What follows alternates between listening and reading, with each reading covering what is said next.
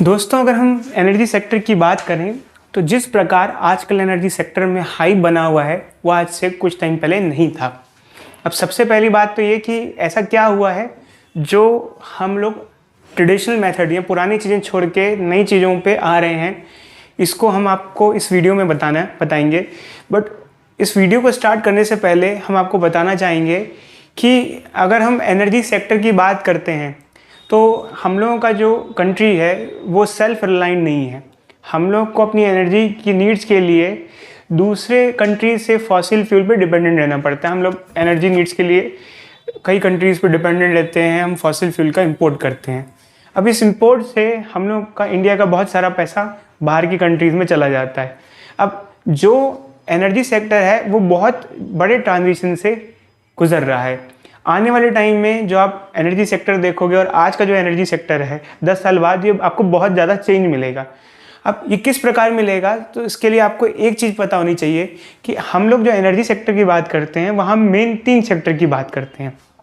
पहला sector transportation, दूसरा industries और तीसरा पावर जनरेशन। ये 3 जगह ऐसी हैं जहाँ हम एनर्जी का काफ़ी ज़्यादा यूज़ करते हैं। इंडस्ट्रीज़ में बहुत ज़्यादा यूज़ करते हैं एनर्जी का, ट्रांसपोर्टेशन में यूज़ करते हैं, पावर जनरेशन के लिए भी यूज़ करते हैं। तो हम एक एक करके डिस्कशन करेंगे, एक एक चीज़ को आपको बताएंगे। तो सबसे पहले दोस्तों हम लोग आते हैं ट्रांसपोर्टेशन सेक्टर पे।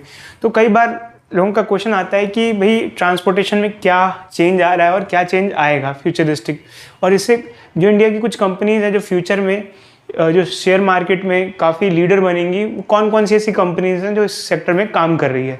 तो आप लोगों ने देखा कि कुछ साल में ही इलेक्ट्रिकल व्हीकल आने चालू हुए हैं। पहले लोग उसको ऑप्ट नहीं कर रहे थे, जैसे इलेक्ट्रिक बाइक्स थी, ई रिक्शा थे, इनका इस्तेमाल बहुत कम हो रहा था। बट जैसे जैसे टाइम बढ़ रहा है, जो अच्छी इलेक्ट्रिक बाइक्स आ रही हैं और ई रिक्शा, इनका इस्तेमाल धीरे धीरे बढ़ रहा है।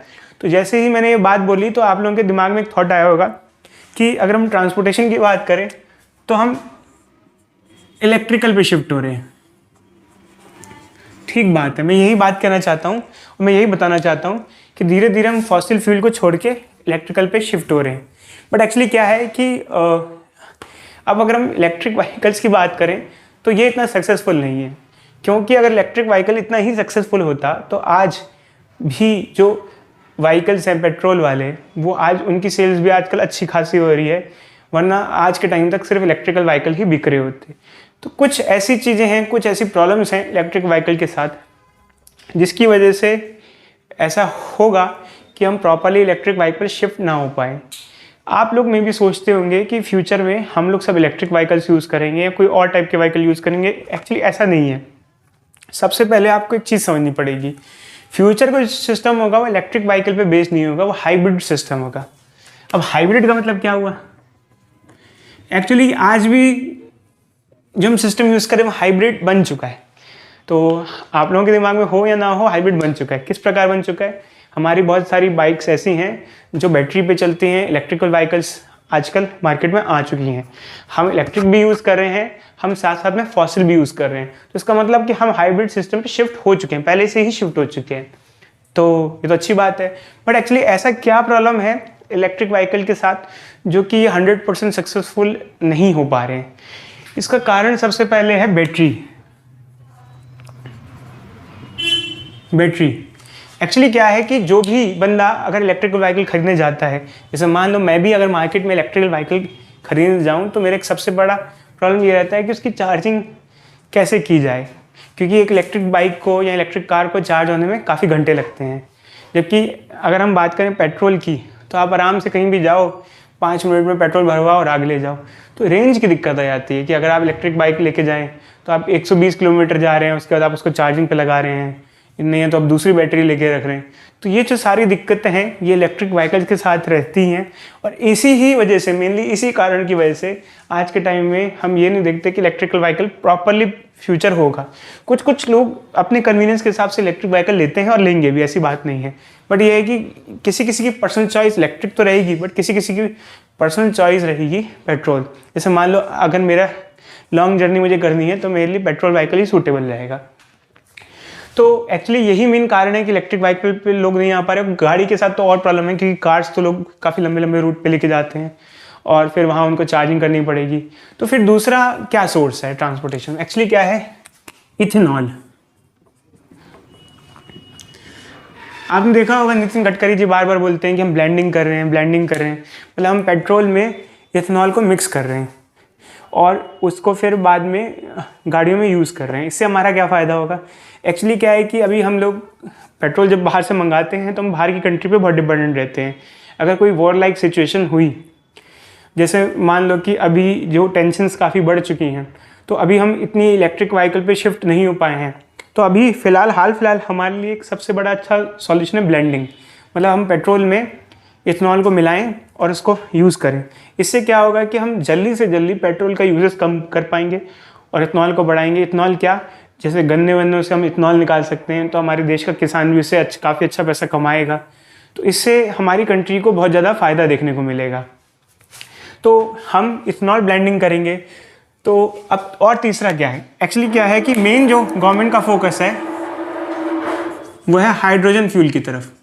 अब हाइड्रोजन फ्यूल क्या होता है, हाइड्रोजन से जब गाड़ी चलती है इसे कहते हैं हाइड्रोजन फ्यूल। पर जो थर्ड हाइड्रोजन फ्यूल है ये है तो फ्यूचरिस्टिक, इसमें पॉल्यूशन भी नहीं होता है। बट प्रॉब्लम ये है कि इसके साथ दिक्कत ये है कि इसकी गाड़ी बड़ी एक्सपेंसिव होगी और कार्स में हाइड्रोजन फ्यूल यूज़ करना इतना सिंपल नहीं है। बहुत सेटअप बड़ा महंगा होगा, लगाना बड़ा महंगा होगा, और तो और कैसे हाइड्रोजन गैस अवेलेबल होगी, हाइड्रोजन का एक्सट्रैक्शन बड़ा महंगा होगा। जो थर्ड चीज़ है फ्यूचरिस्टिक है, बट प्रॉब्लम इसी के साथ हाइड्रोजन फ्यूल के साथ ये है कि हाइड्रोजन फ्यूल की अवेलेबिलिटी और इसकी कॉस्ट अभी काफ़ी दूर की बात है। जब तक हम लोग हाइड्रोजन फ्यूल पे शिफ्ट होंगे तो हमसे कम से कम 10 साल लग जाएंगे। अब जैसे हाइड्रोजन अगर फ्यूल की बात करें तो इसका अगर हम लोग व्हीकल्स में यूज़ ना कर पाएँ तो बट फिर भी हम इसका इंडस्ट्रीज़ में अच्छा यूज़ कर सकते हैं, क्योंकि इंडस्ट्रीज़ में भी हम काफ़ी फॉसिल फ्यूल यूज़ कर सकते हैं। तो एक्चुअली क्या है कि बहुत सारे हमारी बड़ी बड़ी कंपनीज हैं जैसे अंबानी, अडानी, या हाइड्रोजन फ्यूल पे काफ़ी ज़्यादा काम कर रहे हैं। 3 टाइप की हाइड्रोजन होती है, एक होती है ब्लैक हाइड्रोजन, एक होती है ग्रे हाइड्रोजन, एक होती है ग्रीन हाइड्रोजन। अब इसमें आपको लग रहा होगा कि हाइड्रोजन का कलर ये होता है, ऐसा नहीं है। वो हाइड्रोजन जो फॉसिल फ्यूल को ज़्यादा बर्न करके, कोल वॉल को बर्न करके बनाते हैं उसे ब्लैक हाइड्रोजन कहते हैं। जो पेट्रोलियम वगैरह को बर्न करके बनाते हैं उसे ग्रे हाइड्रोजन कहते हैं। और वो हाइड्रोजन जो कि सोलर पैनल्स की एनर्जी से बनाई जाती है इसे ग्रीन हाइड्रोजन कहते हैं, क्योंकि इसमें हाइड्रोजन बनाने में भी हम कोई एमिशन नहीं कर रहे हैं और हमें हाइड्रोजन बिना किसी एमिशन के मिल रही है, बिना किसी पॉल्यूशन के हाइड्रोजन गेन कर रहे हैं, इसलिए इसका नाम ग्रीन हाइड्रोजन है। तो जब हम हाइड्रोजन की बात करेंगे भी तो हम ग्रीन हाइड्रोजन की बात करेंगे, क्योंकि ग्रीन हाइड्रोजन ही एक ऐसी हाइड्रोजन है जिससे एमिशंस घटेंगे। ऐसा नहीं है कि मतलब बाकी हाइड्रोजन यूटिलाइज कर सकते हैं। हमें चाहिए कि हम ग्रीन हाइड्रोजन को सस्ता से सस्ता बनाएं, और ग्रीन हाइड्रोजन ही फ्यूचरिस्टिक फ्यूल है अगर देखा जाए। अगर हम हाइड्रोजन फ्यूल की बात करें तो हाइड्रोजन फ्यूल के साथ प्रॉब्लम यही है कि एक तो ग्रीन हाइड्रोजन बनाने के लिए हमको बहुत सारे सोलर पैनल लगाने पड़ेंगे ताकि वो बेसिकली जो एनर्जी रिक्वायरमेंट है हाइड्रोजन बनाने के लिए उसको पूरा कर सके। साथ में हमें इलेक्ट्रोलाइजर्स वगैरह लाने पड़ेंगे जो हाइड्रोजन बना सके। तो इसका काम अभी जो रिलायंस की कंपनी है, मुकेश अंबानी जी की कंपनी है, और बहुत सारी इंडिया की PSU है, ये कर रही है इस फील्ड में। और अगर जब हाइड्रोजन हमें काफ़ी सारी मिलेगी तो कम से कम हम व्हीकल्स में ना यूज़ कर भी पाएँ तो इसको बड़ी इंडस्ट्रीज़ में ज़रूर यूज़ कर सकते हैं। तो इससे हमारा एक बहुत बड़ा यूज़ हो जाएगा। जब हम इंडस्ट्रीज़ की बात करते हैं तो इंडस्ट्रीज़ में किस टाइप के फ्यूल यूज़ होते हैं, तो फॉसिल फ्यूल्स तो यूज़ होते ही होते हैं, साथ में हम देख सकते हैं कोल, पेट्रोलियम वगैरह। अब क्या है कि जैसे कोल, पेट्रोलियम तो आजकल हम यूज़ कर ही रहे हैं, बट आप देख सकते हैं कि फ्यूचर में जैसे हमने आपको बताया कि इंडस्ट्रीज़ धीरे धीरे ट्रांसफॉर्म हो जाएंगी और industries mainly hydrogen fuel use करेंगी। अब इंडस्ट्रीज़ के साथ प्रॉपर्ली ऑप्शन है वो आराम से हाइड्रोजन पे शिफ्ट हो सकती हैं, क्योंकि उनके पास इतना इंफ्रास्ट्रक्चर होता है कि वो हाइड्रोजन बनाने वाला प्लांट इंस्टॉल कर सकती हैं और यूटिलाइजेशन कर सकते हैं। ऐसी बहुत सारी कंपनीज हैं जो काफ़ी सारा हाइड्रोजन बनाती भी हैं और यूज़ भी करती हैं। तो कहने का सीधे सीधे मतलब है कि इंडस्ट्रीज़ आराम से हाइड्रोजन फ्यूल पे शिफ्ट हो जाएंगी, सारी की सारी जितनी हो सकती हैं पॉसिबली। और जो छोटी इंडस्ट्रीज़ हैं उनके लिए थोड़ा प्रॉब्लम रहेगा भी कुछ टाइम के लिए, तो बाद में वो भी सॉर्ट आउट हो जाएगा। अब हम बात करते हैं पावर जनरेशन की। पावर जनरेशन फ्यूचर में कैसा दिखेगा, ये सबसे बड़ा थॉट रहता है। भाई पावर जनरेशन मतलब हमारे घरों में जो इलेक्ट्रिसिटी आती है, तो फिलहाल हमारे घरों में इलेक्ट्रिसिटी जो आती है कोल से आती है। सब पहले तो कोल ज़्यादा था, अब धीरे धीरे हम रिन्यूएबल सोर्सेज पे आए। रिन्यूएबल सोर्सेज मतलब जैसे कि जैसे कि hydro power plant, wind turbines और solar cells, solar panel, nuclear energy से भी आती है। खैर वैसे देखा जाए तो हमें किसी भी एक सोर्स पे डिपेंडेंट नहीं होना चाहिए, हमारे पास डिफरेंट सोर्सेस अवेलेबल होना चाहिए। हाइब्रिड मेथड ही सबसे बेस्ट मेथड होता है, जिसमें अगर हमारी एक पे डिपेंडेंसी हो और अगर वो चीज़ ना हो तो हम काम चला सकें। बट फिर भी धीरे धीरे हम पावर जनरेशन के लिए सोलर पे ज़्यादा शिफ्ट हो रहे हैं। सोलर के साथ एक बहुत बड़ी प्रॉब्लम है, मतलब हम लोग फिर भी जब अगर शिफ्ट भी होंगे तो भी यहाँ भी हमारा मॉडल हाइब्रिड ही चलेगा। एक तो हाइब्रिड चलना भी चाहिए और दूसरा वैसे चल ही गई हाइब्रिड। क्या कारण है? सोलर के साथ एक सबसे बड़ी प्रॉब्लम है, सनलाइट दिन में तो होती है बट सनलाइट रात में नहीं होती है। तो सोलर पावर प्लांट से आप 24 घंटे एनर्जी जनरेशन नहीं कर सकते हो। अगर आपको ऐसा सोलर पावर प्लांट में कुछ यूज़ करना है तो फिर आपको उसके लिए स्टोरेज बैटरीज लेनी पड़ेंगी, और हमारी जो कुछ कंपनीज़ हैं उसके लिए भी काम कर रही हैं, स्टोरेज बैटरी वगैरह भी की कंपनीज़ खरीद रही हैं। जैसे अंबानी जी की कंपनी ने ऐसा एक कंपनी खरीदी है जो बैटरीज बनाए जो एनर्जी को स्टोर कर सके, ताकि सुबह जो इलेक्ट्रिसिटी प्रोड्यूस हो रही है रात को उसको स्टोरेज करके सप्लाई किया जा सके। बट फिर भी मैं ये कहूँगा कि अगर हम बात करें तो हमें सोलर पे फुल्ली डिपेंडेंट नहीं होना चाहिए।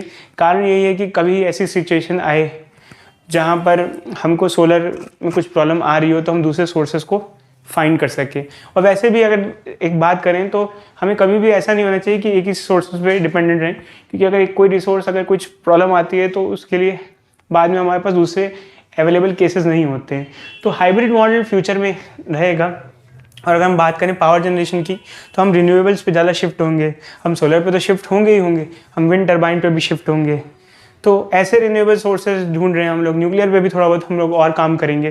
तो इस तरीके से धीरे धीरे इंडिया में ट्रांसफॉर्मेशन होगा। तो अब सबसे पहली बात यह कि इंडिया की इकोनॉमी को इससे फ़ायदा क्या होगा, साइंस को क्या फ़ायदा होगा। देखिए साइंस को इंडिया की बहुत ज़्यादा फ़ायदा होगा, इकोनॉमी को बहुत ज़्यादा फ़ायदा। किस प्रकार?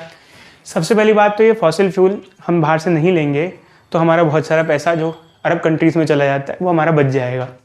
दूसरी बात ये कि हमारा पॉल्यूशन कम हो जाएगा, क्योंकि हम धीरे धीरे जो शिफ्ट हो रहे हैं हम रिन्यूएबल सोर्सेज की तरफ शिफ्ट हो रहे हैं। हम कोशिश कर रहे हैं कि पॉल्यूशन कम से कम हो, तो इससे हमारा इन्वायरमेंट अच्छा होगा हमारी कंट्री का। तीसरी बात ये कि हम जब इंडिया में इसको जनरेशन करेंगे तो हमारा जो भी फ्यूल होगा इंडिया में हमको चीप पड़ेगा। बाहर से इंपोर्ट कराने में हमको बहुत खर्चे आते हैं, तो हमें पैसा बहुत लगता है। नेक्स्ट बात ये कि कोई वॉर लाइक सिचुएशंस अगर हुई तो ऐसा हमें टेंशन नहीं रहेगा कि अगर हमारे पास अभी पेट्रोल नहीं आ पाया तो हम लोग आगे लड़ाई कैसे करेंगे, हमारे पास इलेक्ट्रिसिटी कैसे प्रोड्यूस होगी। मतलब इस टाइप की दिक्कतें फॉसिल फ्यूल, क्योंकि अगर आप देखो तो हमारे पास फॉसिल फ्यूल इंपोर्ट होता है तभी हमारे व्हीकल्स चल पाते हैं। भाई बिना पेट्रोल के टैंक वैंक कैसे चलेंगे। अगर आप धीरे धीरे से थोड़े अलग मेथड्स पे शिफ्ट करो तो हम मतलब वॉर में ऐसा रहेगा कि हम सेल्फ रिलायंट रहेंगे, हमें किसी कंट्री पर डिपेंडेंट नहीं रहना पड़ेगा। तो ये कुछ बहुत बड़े बड़े फ़ायदे हैं। और अगर देखा जाए तो जैसे जैसे इंडिया की कंपनी ग्रो करेंगी एनर्जी मार्केट में तो धीरे धीरे यूरोप वगैरह को एक्सपोर्ट भी करेंगी, क्योंकि इंडिया में काफ़ी enormous amount of solar light आती है, सनलाइट आती है, गर्मी काफ़ी रहती है। जबकि यूरोप की कंट्री में ठंडी पड़ती है, तो इंडिया कई सारी हाइड्रोजन एक्सपोर्ट कर सकता है बना के यूरोप को, और एनर्जी भी एक्सपोर्ट कर सकता है, एनर्जी का एक्सपोर्टर बन सकता है, इलेक्ट्रिसिटी एक्सपोर्टर बन सकता है। आसपास की कंट्रीज़ को इलेक्ट्रिसिटी, आज भी इंडिया कई सारी आसपास की कंट्री को इलेक्ट्रिसिटी एक्सपोर्ट करता है। तो इस तरीके से इंडिया की जो कंपनीज़ हैं, जो बड़ी बड़ी कंपनी इस फील्ड में रिसर्च कर रही हैं, वो इंडिया को काफ़ी आगे ले जा सकती हैं। क्योंकि इंडिया जब एनर्जी में सेल्फ रिलायंट हो जाएगी तो इंडिया काफ़ी बड़े लीडर की तरह वर्ल्ड में परफॉर्म कर सकेंगी। इंडिया के लोगों को चीप इलेक्ट्रिसिटी मिल पाएगी तो हमारी इंडस्ट्रीज़ ग्रो कर पाएंगी, क्योंकि इंडस्ट्रीज़ ग्रो इसलिए नहीं कर पाती कि उनका जो कॉस्टिंग है वो बढ़ जाता है। अगर ज़्यादा महंगी इलेक्ट्रिसिटी दोगे तो उनको बहुत महंगा पड़ जाता है और बाहर की कंट्री से कम्पीट नहीं कर पाती इंडस्ट्रीज़ इस वजह से। तो आपने देखा कि इन सब चीज़ों से हम आगे बढ़ेंगे, हमारे लिए भी पर्सनल बेनिफिट्स होंगे। जब इलेक्ट्रिक बाइक चलेंगी तो बड़ी बड़ी सिटीज़ में जो पॉल्यूशन होता है वो कम हो जाएगा। और जो इलेक्ट्रिकल व्हीकल्स होते हैं उनका एक बहुत बड़ा फ़ायदा होता है, इनको मेंटेनेंस कम चाहिए होती है। खैर इससे जो मैकेनिक है उन लोगों को बड़ी दिक्कत आएगी, क्योंकि ये कम मेंटेनेंस मांगेंगी तो मैकेनिक वगैरह को थोड़ा काम इतना नहीं मिल पाएगा, क्योंकि इनमें ऑयलिंग की इतनी ज़रूरत नहीं होती है, ग्रीसिंग वगैरह की बहुत ज़्यादा ज़रूरत नहीं होती जितना आमतौर पे हमारी पेट्रोल व्हीकल्स में होती है। तो ये सब चीज़ें हमें चेंज देखने को मिलेंगी, और लो चेंज इसके भी बियॉन्ड होगा। बट फिलहाल हम ये सब चीज़ें डिस्कस कर रहे हैं। इस चेंजेस से रिलायंस और कुछ PSUs और अडानी वगैरह इन कंपनीज़ को बहुत बड़ा फ़ायदा आपको देखने को मिलेगा स्टॉक मार्केट में।